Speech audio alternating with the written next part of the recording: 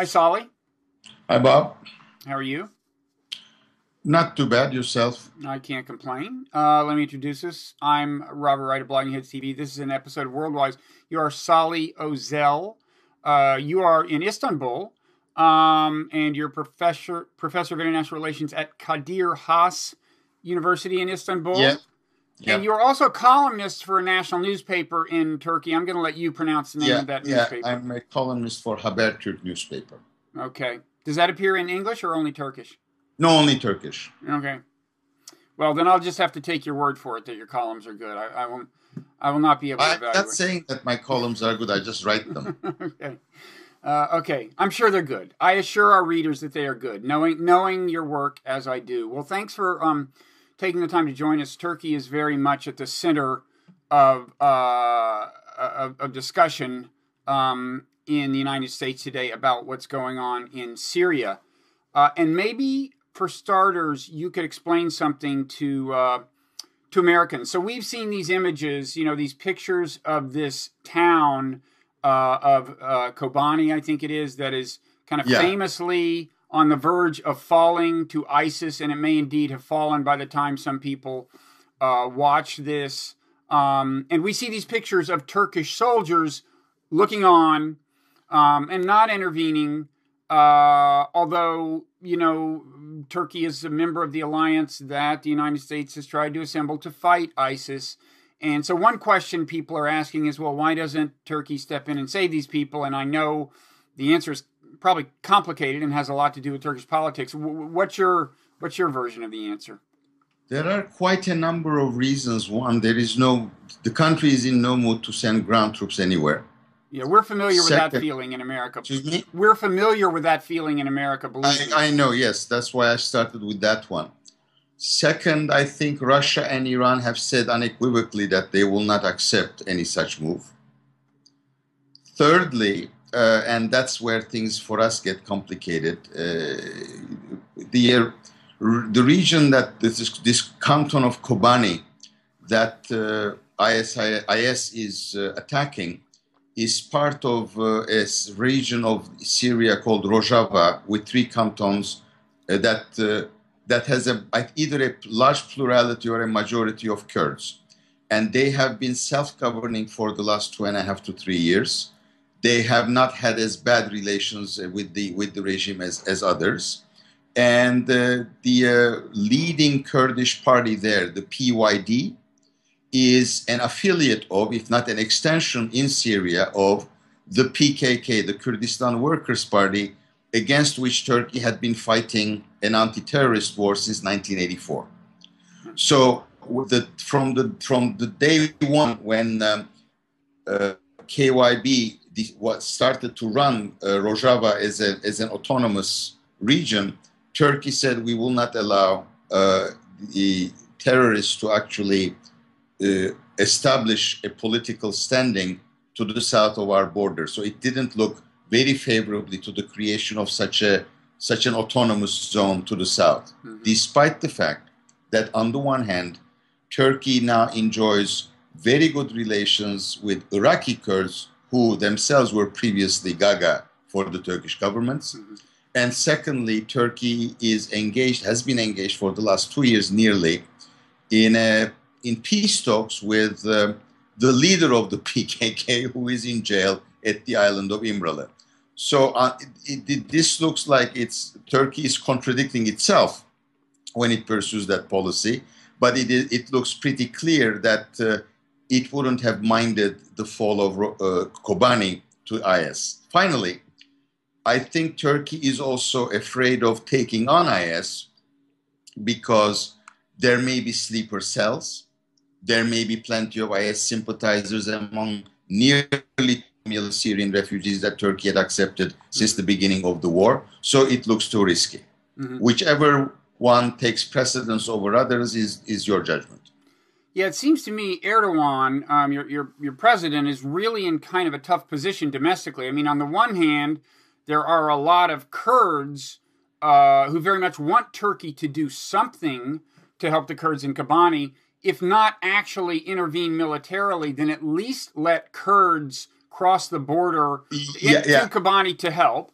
Yeah, Bob, the Kurds, either in Syria or in Turkey, have no interest in letting the Turkish military cross the border and go directly Right, themselves right. That's the because other. they think if that happens, they'll stay there. That's the So other. what they want is for Turkey to allow the Kurdish fighters from the other two cantons to use Turkish territory in order to go and help Kobani.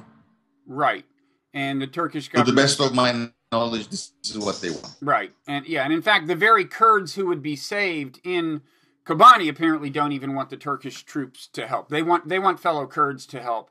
Apparently. Exactly. But as for Erdogan's predicament, so on the one hand, he's got a substantial Kurdish population in Turkey who wants him to do something to help the Kurds in Syria. And in fact, there was unrest over this, and then, I don't know, 10 or 20 people got killed within the last week. 32. Yeah, and on the other hand, as you said, there is some sympathy even within Erdogan's political base for ISIS. Somebody told me, in fact, that there's like an ISIS gift store in Istanbul. Have you heard anything about that? There are stores where ISIS paraphernalia are being sold, yes. Mm-hmm. So, there are recruitment offices, to the best of our knowledge, here and there. So, I guess we don't expect, you don't expect him to do anything at all to help Kobani, not even kind of let some weapons flow to the Kurds who are besieged? Well, there may be some deals being worked out in the background. For instance, in the last 2 days, there are reports that Turkey has allowed Kurdish fighters who've been wounded to cross the border and actually get medical attention. And Turkey, in order to actually move or do anything, demands that the United States basically promise it 3 things. One, that they're going to train the so-called, the Free Syrian Army Forces, and that agreement has been reached yesterday. Second, that there be also a war not just against IS, but also against Bashar al-Assad. Mm-hmm. And 3, that there be a no-fly zone and also a protected zone. And of course, the protected zone, the Americans say, well, we might entertain this, but the no-fly zone is basically a non-starter. So when you put this as your condition to fully cooperate, you're basically saying, I'm not willing to cooperate in your terms anyway. Why is a no-fly zone harder for America to do than what you call a protected zone, and what exactly is the difference? The no-fly zone would necessitate a UN decision, to the best of my knowledge, the UN Security Council, and certainly neither China nor Russia would go along with that. Yeah, I mean, if the United States respected international law, which actually we don't have a habit of doing here, as you may have noticed, so we don't. I mean, already Obama has done things over there that don't have Security Council authorization and arguably need it, but anyway. But I think he is working on a gray area. Moreover, given the fact that IS is the common enemy to all, even those who are enemies with one another, meaning Iran and Saudi Arabia, you can let that pass. But once you talk about blocking the freedom of action for the Syrian regime, then it's obvious that certainly the Iranians and definitely the Russians and the Chinese will say no. So on the one hand, you make your argument that it is in self-defense because of your obligations to the Iraqi government, mm-hmm. and everybody pretends that, yes, okay, that is fine and we'll let you do it. Mm-hmm. But it's totally a different order of things when you take on the Assad government or mm-hmm. the Assad. Right. So, so Erdogan, as you said, is kind of insisting basically that if Turkey is going to get involved in this in a big way, the Assad regime itself is going to have to be a target of, whereas Obama is focusing on ISIS and, kind of saying that's compatible with fighting Assad, although since at this point it seems to me the war is largely a zero-sum game between, between ISIS and the Assad regime. It's kind of hard to imagine how you fight one without helping the other. But that's true. But look, there are no clear-cut answers to any questions in this particular issue. You fight ISIS, you're obviously, whether you want it or not, are helping the Assad regime. By the way, the Assad regime hasn't really fought directly the IS either. In fact, at some point, they did use IS against all the other groups because IS is very good at annihilating even those who are fighting the Assad regime. Right. So IS is now interested in consolidating its hold over the vast territory that it controls in Syria and Iraq, which, by the way, de facto dismissed or demolished or nullified the existing border between the two countries. And that's why, how this airstrike action is going to end and whether or not it will be able to not just contain the expansion of IS, but whether or not it will push them back, remains the big question. And obviously, the finishing off of IS, as Obama said was their goal, is not going to be accomplished without ground troops. Right. Well, whose ground troops it's going to be is the remaining question. Right. And the big question. Right. And as you said, for a while, there has been a certain kind of almost peaceful coexistence between ISIS and the Assad regime. I mean, in the early days, when ISIS was spending all its time fighting enemies of the Assad regime, the regime was almost happy to let that kind of go on. Although as ISIS has become a more and more formidable force in Syria, I believe the regime has started to think of it more and more as the enemy. Yeah, because it's obvious that an organization like IS would suck you for all it's worth and then will turn against you without blinking. I mean, so Assad is smart enough to see that. Moreover, by now it has consolidated its hold on power. Right. I mean, all these Iranians and the Lebanese Hezbollah fighters who died for them actually died to consolidate for a cause, that is to consolidate its power. But wherever it is still operational, of course. Mm-hmm. So, can you tell me one thing? I mean, so high on your president's list of aspirations is to fight the Assad regime.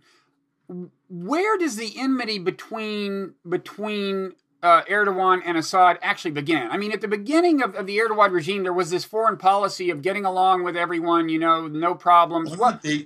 Yeah, in fact, just yesterday, the president, in a speech, vilified the opposition, as he usually does, for having met with Assad and having photographs taken with them. So the social media was awash with plenty of extraordinarily intimate pictures of the Erdogan family and the Assad family, and when they met under different occasions. So the real enmity, in personal terms, has begun when the Assad regime did not listen to the advice of Erdogan and his then foreign minister, today's prime minister in Turkey, Professor Davutoglu. And once that was pretty clear, by the end of August of 2011, the Erdogan government began to wash its hands of the Assad regime, and in October basically said these guys will have to go. And it's been consistent since then. And the longer Assad remains in place, the more intensified the anger of our president is against him. So much so that now it is hurting relations with the United States because of this obstinacy, but it's there. But what is the ultimate source of it? I mean, just the other day, Erdogan said of this town, Kobani, he said, look, what does Kobani have to do with Turkish interests, basically? Now, what did Assad have to do with Turkish interests? He wasn't invading Turkey. Why? Exactly. Well, the thing is, for Erdogan to say that is a bit ironic, because he claims that even if a single Muslim having a bloody nose anywhere in the world is his problem, so he keeps on saluting us with the Rabia 4 sign. Everybody is their concern when they win an election. Muslims in Jerusalem, in Sarajevo, in Baghdad, in Damascus, they all win. So suddenly the cousins, literally the cousins and relatives of Turkey's own Kurdish citizens are facing annihilation just a stone throws away, and this is supposed to be of no interest to Turkey. That really defies one's imagination. Mm-hmm. It's credulity. It's incredible. And then what about the Assad case? I mean, I still don't get why Erdogan... Assad wasn't a big threat to Turkey at any point, right? No, it was never a threat to Turkey. It just wasn't falling down. And he wanted it to fall down. I guess it is a relatively secular regime compared to the insurgents who wanted to overthrow it, and maybe Erdogan's backgrounds as the moral argument is that the uprising in Syria started as part of the grand uprisings in the Arab world, and since Turkey stood by those who revolted and wanted democratization to take root, the fact that Assad crushed its own democratic opposition with such violence is the justification that the Turks give as to why he should leave. Mm-hmm. So it is on the basis of supporting the democratic forces within Syria and their aspirations that they claim Assad must go. But of course, we are now we're fast approaching the 4th anniversary of the beginning of the Syrian revolt, and I suppose we can reasonably argue that whoever the opposition was at the beginning is no longer there. I mean, those who are still there have been transformed. It has become much more violent. It has become much more radicalized, and it has probably become much more Islamic. Therefore, still, I mean, the argument is let's listen to the Syrian people. They have revolted against a bloody regime, which has actually used an incredible degree of amount of violence against its own people. So they've got to go. That's the moral argument. It is not an argument on the basis of, well, Assad threatened us. Does Erdogan not perceive ISIS to be much of a threat? Well, they have behaved and spoken as if they didn't, but lately, for the last 2-3 weeks now, they call IS as a terrorist organization and stuff. But we know, as you said, that in their hardcore base, there are a lot of sympathizers. I mean, people don't particularly like all the beheadings and the kind of violence that these guys are capable of. But at the end of the day, they say, well, we don't really like their means. But after all, they are trying to defend the legitimate rights of Sunnis that are being expropriated, violated, killed, and whose political future is really non-existent because the Shia will not give them the light of day. Mm-hmm. So it does become pretty tricky, if you will. Right. Which suggests to me that in his heart, Erdogan is not eager to actually become a very prominent and forceful member of the alliance. Isn't that already obvious? Right. So your view is basically that his demands on the U.S. as a precondition for getting really active are in a sense not serious. He's made demands that he knows can't be met. For all I know, he may really think that he can prevail at the end, especially on this protected zone thing, okay? Because the Americans at first said categorically no, and now, well, let us think very seriously about it. Was the last thing Kerry had said, but I really don't think the Americans have any intention of doing so. And to the extent that the Americans appear to be wanting Turkey to fight their war on the ground, and they said they don't. The Turks are not willing to do that either. Mm-hmm. But again, the insistence on Assad, I think they really believe that they can convince because they believe they're right. Since they asked for the ouster of Assad since October of 2011, looking at where we are today, they say, you see, if you listened to us earlier, we would have avoided this kind of carnage and maybe the IS would never have actually come about. In fact, they say the same thing about the Maliki government that the U.S. administration has supported because Maliki had been truly a disaster. He broke the awakening movement and then made them actually support IS, which is a bloody organization, after President Bush had actually put a coalition. So on all those grounds, the Turks really believe that they have called the right shots and the Americans didn't listen. So when they insist on calling for the ouster of Assad, they think that at the end maybe their record will tell the Americans that they should be listening to Ankara as well. Okay.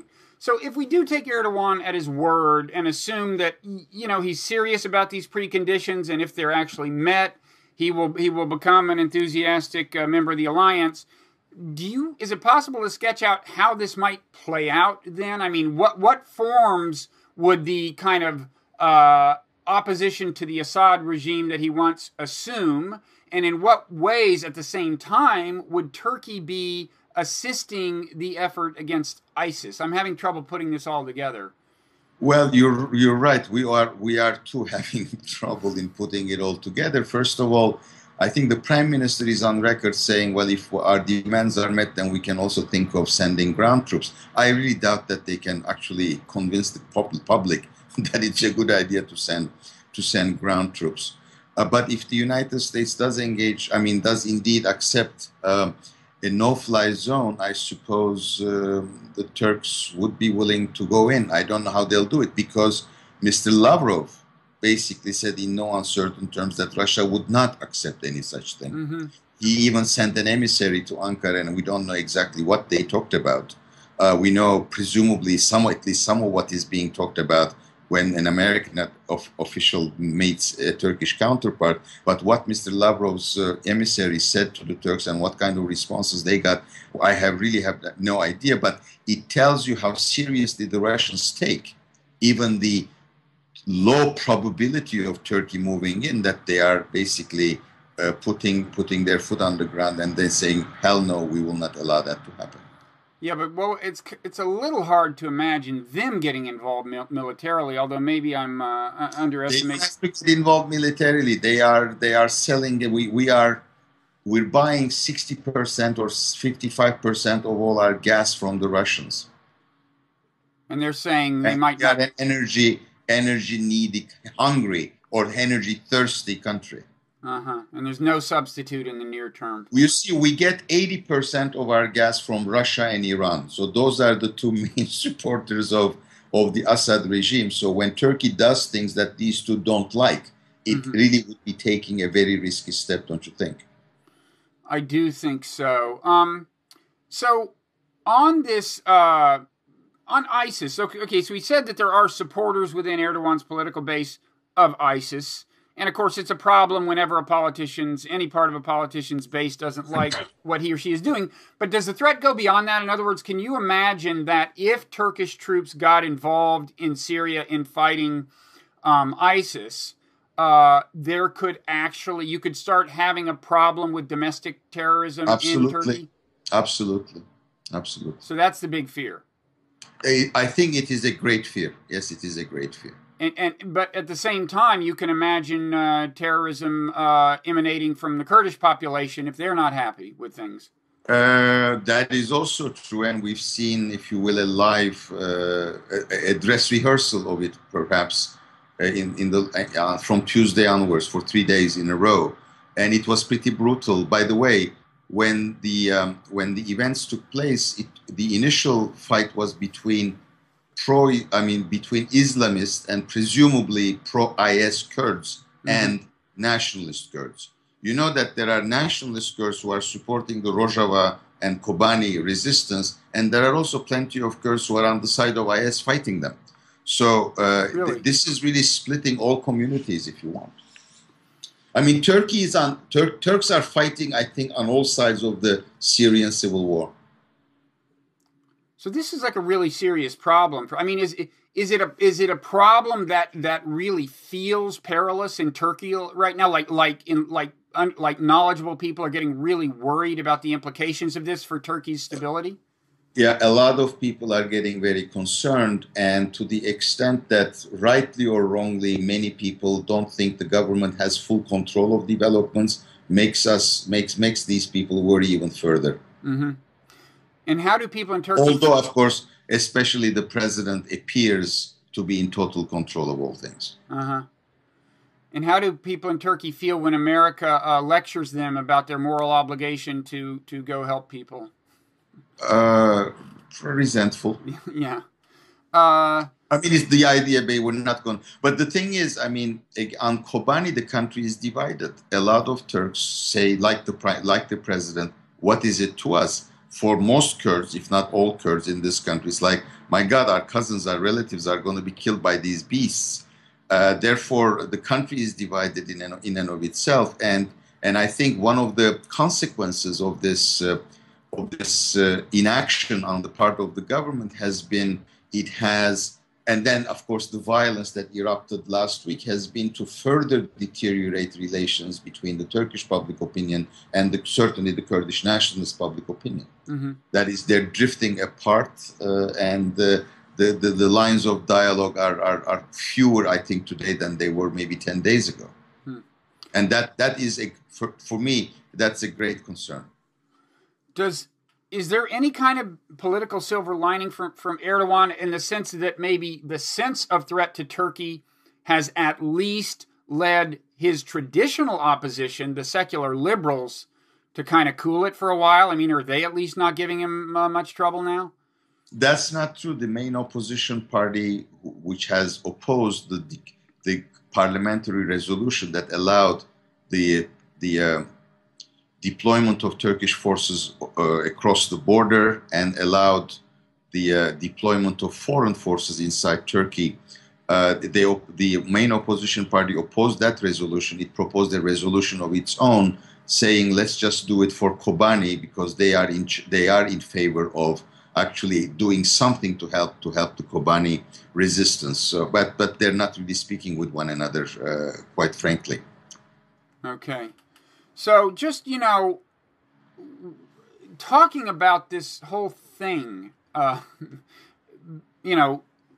internal contradiction. Incidentally, one further thing for your listeners, for your viewers, time and again, the president said that he actually thinks IS and the PKK are the same thing. They are both terrorist organizations of the same magnitude, of the same order. Mm-hmm. And the preamble to the resolution that was passed by the parliament basically takes both the PKK and the Assad regime, places them much more prominently as threats to be annihilated than IS, quite frankly. So ironically, this was supposed to be a resolution about IS, but this is also a resolution about the PKK down south in Syria and also against the Assad regime, mm-hmm. which then again shows you the intentions.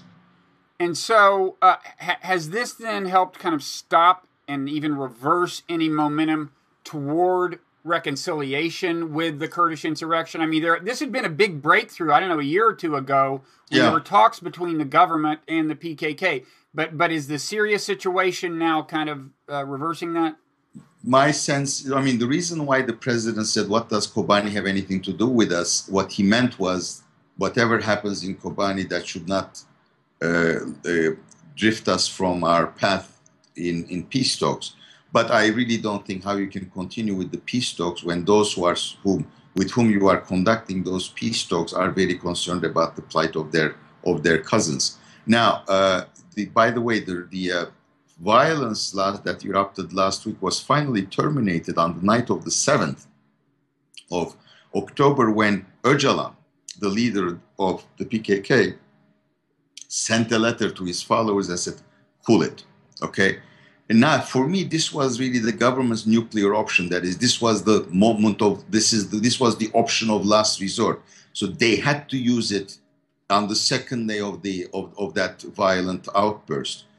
Can they use it again? Will Öcalan, if these things continue or are repeated, will Öcalan then have the credibility to actually stop it on its tracks? I really doubt it. So I really think that the process has been damaged. I hope it is not fatally damaged. But for it not to be fatally damaged, in my judgment, the government will have to change its course.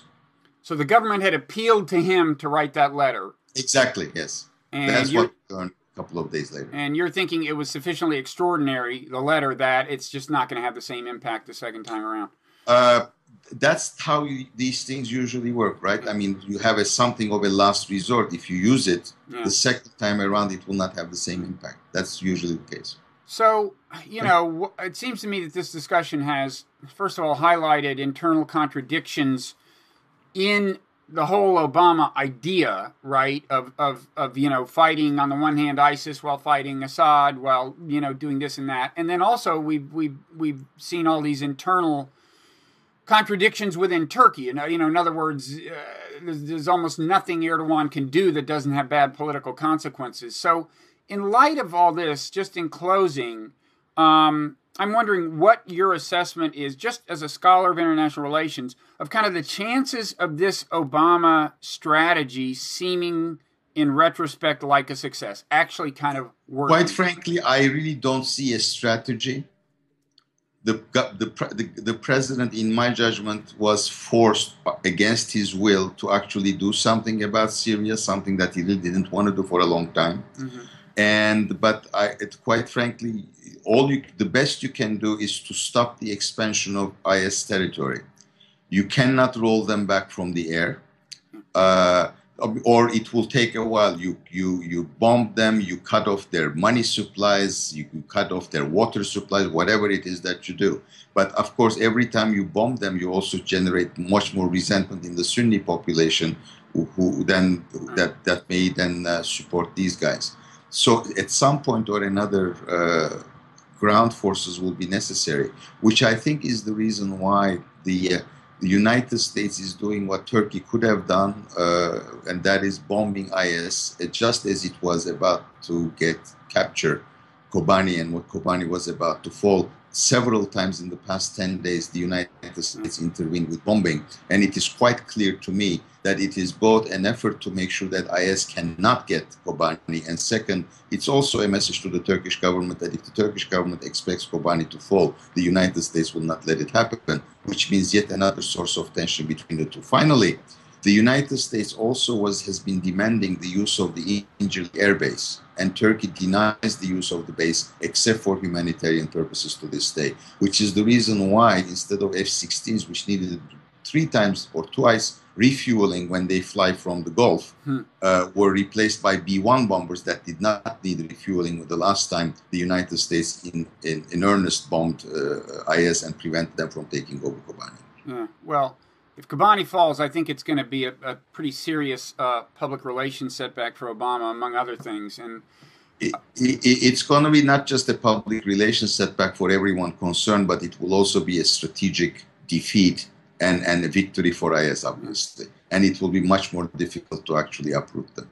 Well, this is why I think Obama should not have raised expectations to begin with. I think he should have said, look, we're going to do what we can from the air, which is not everything. Whether they are ultimately defeated as opposed to being contained will depend on how other players in the region, exactly. I don't know what he was thinking when he declared war, basically. Well, those of us here too wonder. It's just, don't get me started. Okay. Anyway, well, thank you so much for taking the time, Soli. This has been very illuminating, and I appreciate it.